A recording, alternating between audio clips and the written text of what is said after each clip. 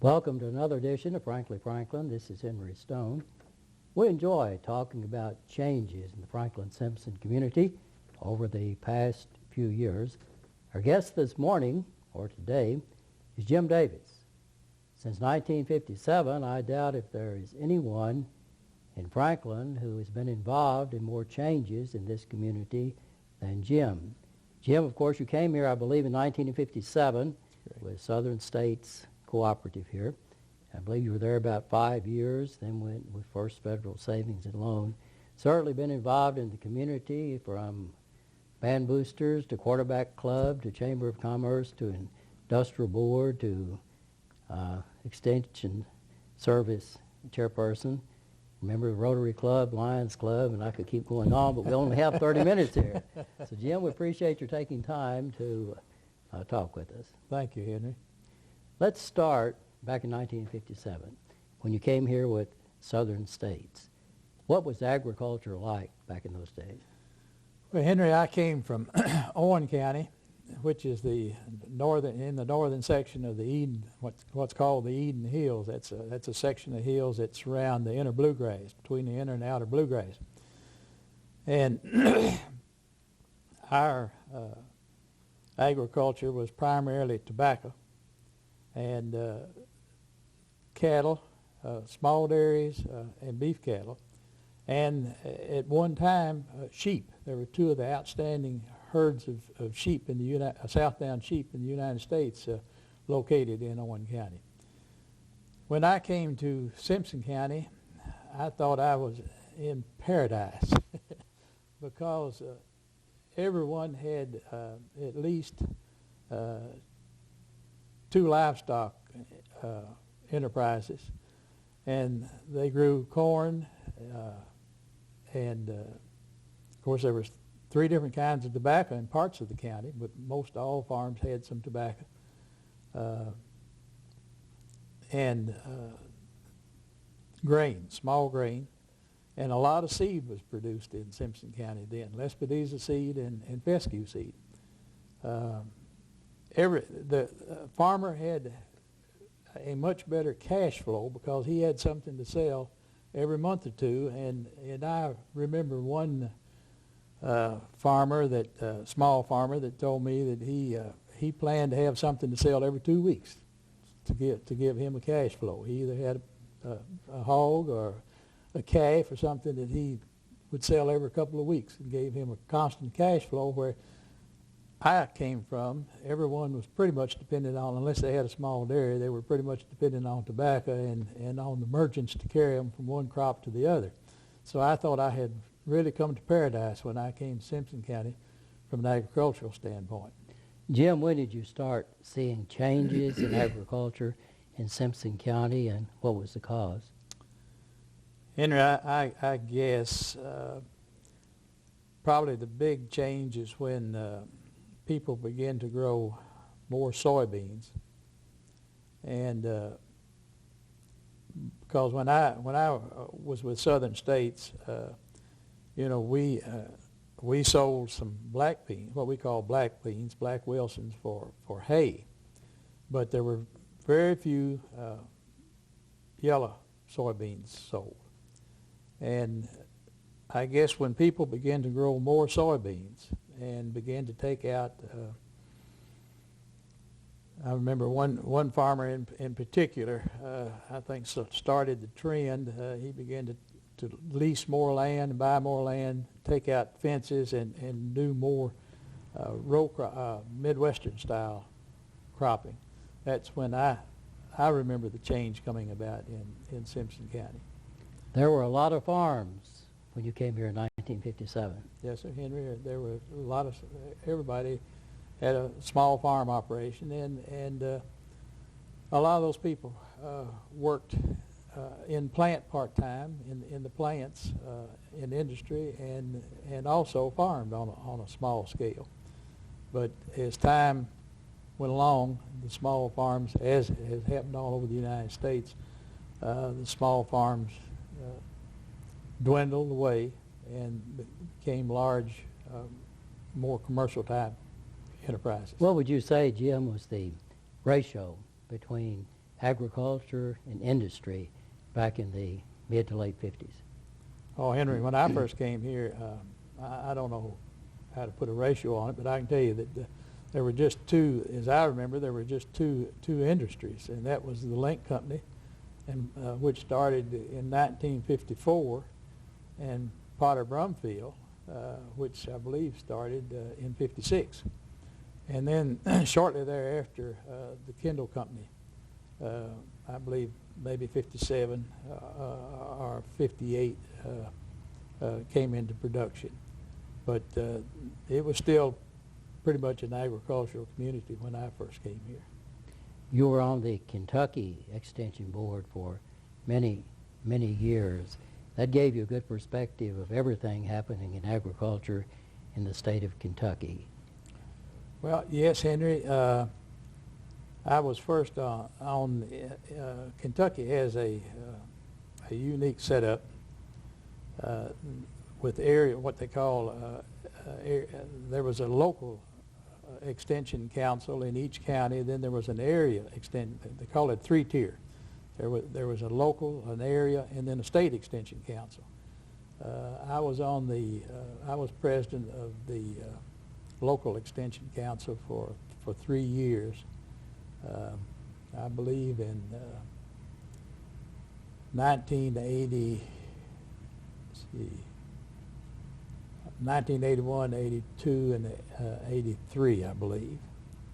And then the area extension council would send 2 representatives to the state level, 1 man and 1 woman. And I was fortunate to be selected as the man to represent this region and at state level. And then I was on the state council for six years as vice chairman in 82 and 83, and as chairman in 84 and 85. It was interesting in that the first year I remember being on that council. We were there 3 days, and they spent the major part of the time trying to prioritize the different concerns. There's either 12 or 14, I think it's 14 different areas in Kentucky. And all the different areas would send their concerns. So they spent nearly all their time trying to prioritize what would be the most important and the next important. Well, that seemed silly, because what's important to those folks over in eastern Kentucky had no concern to our folks here in Simpson County or even further west in the Purchase area. So I felt like it was important that people have a better understanding of just how the university and its research operated, and we began to really change that to where it became more of an educational experience for the delegates than to try to prioritize what the concerns were. And the first year we had Marinelle Greenwood come from Washington. She was the chief extension administrator in the Department of Agriculture, and she spoke to our group. And the next year we had Mr. E.W. Kessler, who was the chief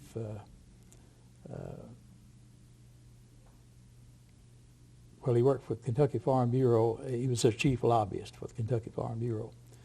And Mr. Kessler made us aware of how important lobbyists were to legislators.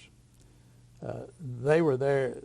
A really good lobbyist a legislature depends on them, because they can't know all the ins and outs of every type of business that they have to make laws about. So they have to have people that they can depend on to provide them that information. So up until that time, the university had stayed pretty much away from the legislature. But after that, we began to have someone available to answer questions for the legislatures. That was only reason they were there would to be available to answer any questions that the legislature might have concerning some agricultural problem. And that has been real effective. I know in the next biennium in '86, we were able to get financing for the Ag Engineering building and the Regulatory Services building, and there have been others since that time. But Randy Barnett was the first person from UK extension that was available to the legislator when they were in session. And I believe today that David Sparrow, who was a former 4-H agent, does that now, and his wife Linda is from Franklin. 1963, I believe you went with the First Federal Savings and Loan Association. That's right. And were there well over 20 years before retiring. Would you have ever dreamed back in 1963 that someday Franklin would have 6 banks? No, Henry. We were the first branch outside the county of the home office in the state of Kentucky. We had a federal charter. First Federal had a federal charter and was therefore exempt from certain state laws, which didn't allow branching outside. Production Credit may have been the first financial institution. I think they had a branch up in central Kentucky that was outside the office of the home office. But we were the first savings loan, and there were no banks at that time that had offices outside the home office. But yes, I spent really 32 years with First Federal and the institutions that they were sold to and followed after that. You've seen an awful lot of changes in the business climate since back in 1957. I can remember that just lots and lots and lots of small stores around the square. Not that way anymore. No, Henry, I think the people, for one thing, people are more mobile. They tend to go and shop where there's a nice restaurant or something that they can go and make an evening of dining and shopping. And then your larger discount businesses, I think, have affected small merchants a lot. Now we've got a couple in businesses here in Franklin that I can think of, that small businesses that have fared well, even with the competition that they have from outside and from within. But a lot of small businesses have fallen by the wayside. You, of course, have served on the Chamber of Commerce board, mid-president of the Chamber of Commerce. When did you start seeing this change? Probably, Henry, when it affected it most is when Walmart came to town. I hate to mention, but that's a name of anyone. But that was, they were the first sizable discounter, and as people became more mobile too, and we're going to Bowling Green, and malls were, of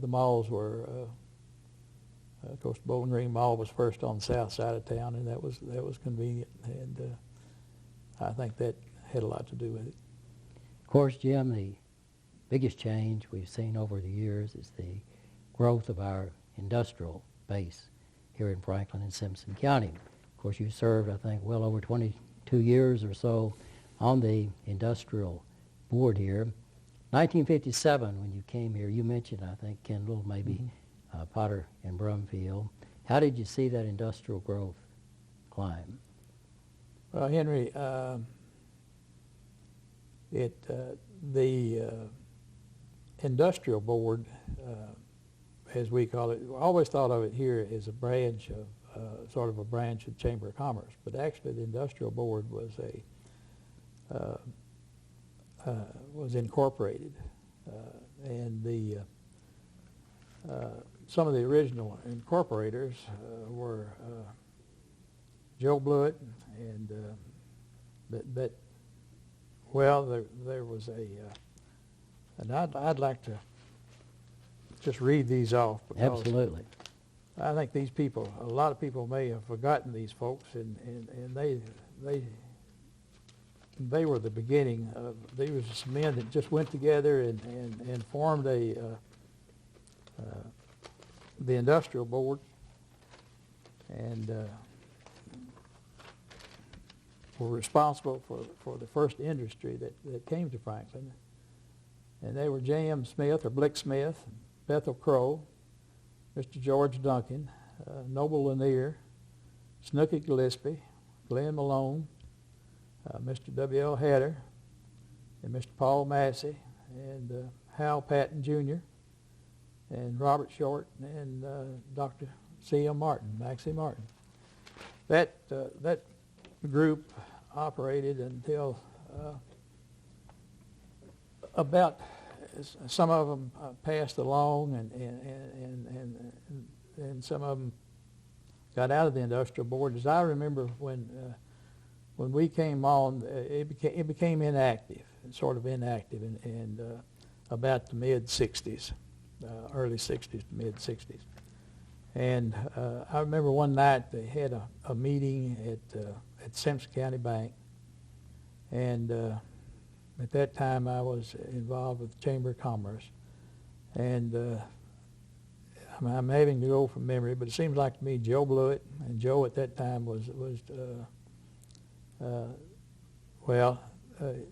Joe Blewett and Hal Patton, Philip Arnold, Bill Johnson, and Mr. Paul Massey, and Blick, and I think Snooky Gillespie and Glenn Malone, I believe, were at that meeting. And they decided to reactivate, and they invited Dr. Beasley and Sam McCracken and myself and John Taylor Butts to join the group. And then Joe was, Mr. Paul was still chairman, but soon after that, Joe Blewett became chairman. But Bill Johnson was the motivator. And there's two people in this community that owe an awfully lot to, and that's Bill Johnson and Roy Riesedover. They were the main ramrods, and Bill served until I think about 1972.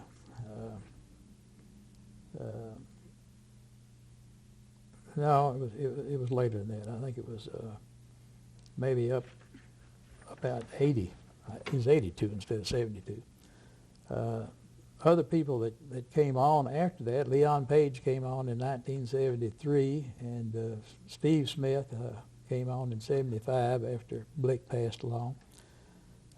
Bill Gott in 82, Kenneth Simpson in 82, Roy Riesedover in 82, and Buddy Leach in 82. And that was sort of another reorganization. After Bill left, Bill Johnson left and went to Big Rivers as their industrial developer. We sort of reorganized again, and we had some members that become deceased, and these four new members came on. And then later, Bill Austin came on in 83 after John Taylor retired, although Bill had been real active along with John Taylor prior to that time. And then Dave Allman came on toward in the 90s. But those people were responsible really for with the industrial growth. And I'll have to say, Roy Reasonover he didn't even have clerical help. He had to do all his own typing and everything. And for every industry that you got, you know, there were 4 or 5 others that you had to deal with that that took time and expense. And Roy was he was very detailed, and he always made notes, and he's the one that can really give you the history of what happened for those that we got and those that we missed. But though he and Bill certainly provided this community with a lot of good jobs. What was your secret? How did you do it? Well, it was, I think, the board more or less tried to work out whatever was needed. The secret, I think, is the ability of the community to cooperate.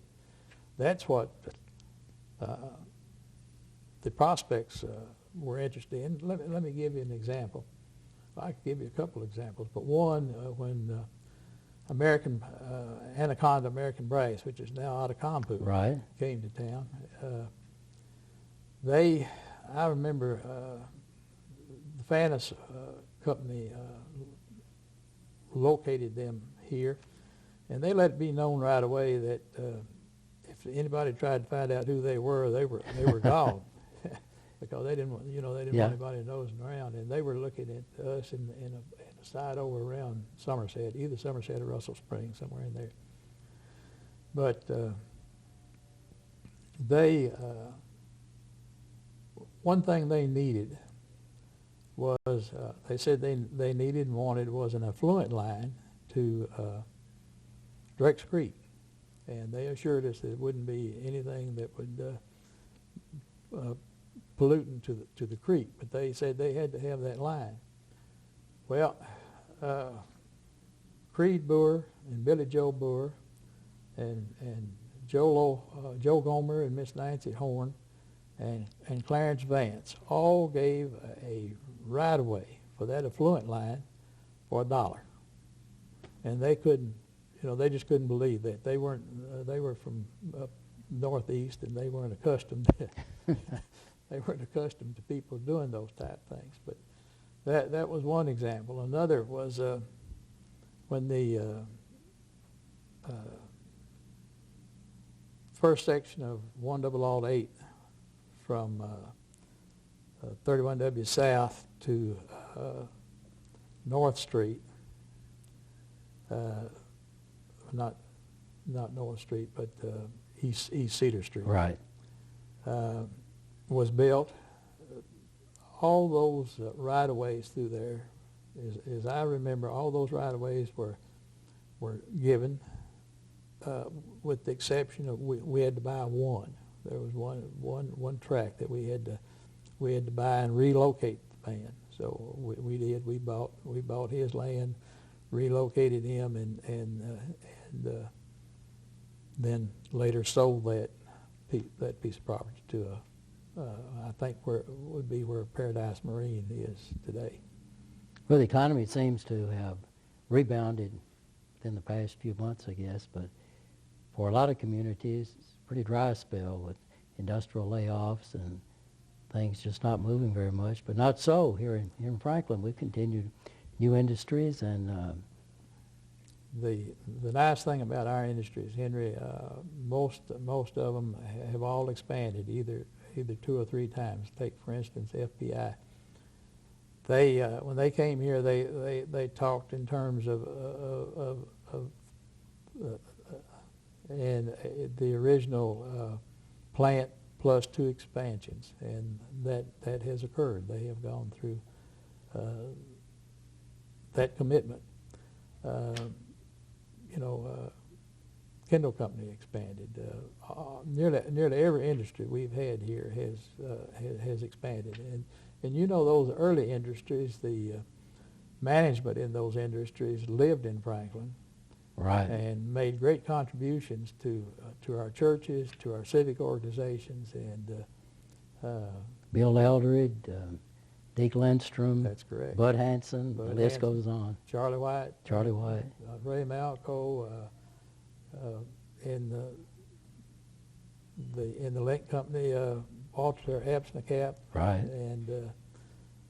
And you know, those folks made great contributions to this community, and their children. A lot of their children live here and have made great contributions to our community. So it's been, and back, back in the 80s, at one time, Simpson County had, I believe, was ranked 23rd in the United States in per capita income from manufacturing, and I thought that was quite a tribute to a little county like ours. But we had, good industries, and they provided good benefits, and didn't have a lot of union problems, and it was good for everyone. When you first went on the industrial board many years ago, would you have thought at that time that one day that we would have 2 industrial parks as we have today? No, no, Henry. We didn't. Of course, today the industrial board, what we call the old industrial board, dissolved in 2002. Actually, from about 1995 on, there was a new board created, and we didn't dissolve right away. We waited to, see how that was going to function. But in 2002, we went ahead and dissolved, and what little monies we had, we gave to Renaissance. But we didn't have any funding. The 3 financial institutions and the Electric Plant Board and Warren RECC, right. Pretty much funded anything we had to do. And when Roscoe Crane was here and Western Kentucky Gas had an office here, they contributed too. But if you had to have a dinner or anything, why, we all just pitched in and took a pro rata share of it, and that's there weren't any tax dollars involved. Now the industrial board is funded by the city and the county, and then there's some. Then I think maybe the financial institutions still make a contribution and have a voting member, but it was interesting in that it was all volunteer, and everyone did their what part they could play. Really, as I say, our leadership was the key, but everybody that could play a part played a part. Jim, our time has just about slipped away, believe it or not. What do you see for the future for the Franklin Simpson community? Well, Henry, I think it's good. We're going to have. They're looking at high-tech industries now, which is what we need. Manufacturing, a lot of manufacturing industries are moving to other countries, and but U.S. is still going to be a leader in high-tech industries, and that's what we're looking for here. Most of the industries came to Franklin. Were sent here from are brought here by SCIDA, which is an organization that's funded by the electric plant boards and Warren RECC and the electric co-ops in about 12 or 14 counties in southwestern Kentucky, and for the purpose of industrial development in that area. And Denny Griffin, who worked with Jim Catlett in SCIDA for many years, is now working with our community in development, industrial development, and with the 2 parks, and hopefully that we'll come up with funding for the tech school this time, which will be another big plus for our future development in industry. So I think we're blessed to have two good legislators. We certainly do. One Republican, one Democrat, but they work do. together, and they work for the benefit of this community, and both have good assignments, so we're really blessed, and I think our future looks good. Jim, I appreciate your taking your time to talk with us. We always like to kind of reminisce the years gone by and see how progress has come along here in Franklin and Simpson County. Our guest for this edition of Frankly Franklin, Jim Davis. We've been talking about changes in this community since back in the mid-1950s. We thank you for watching.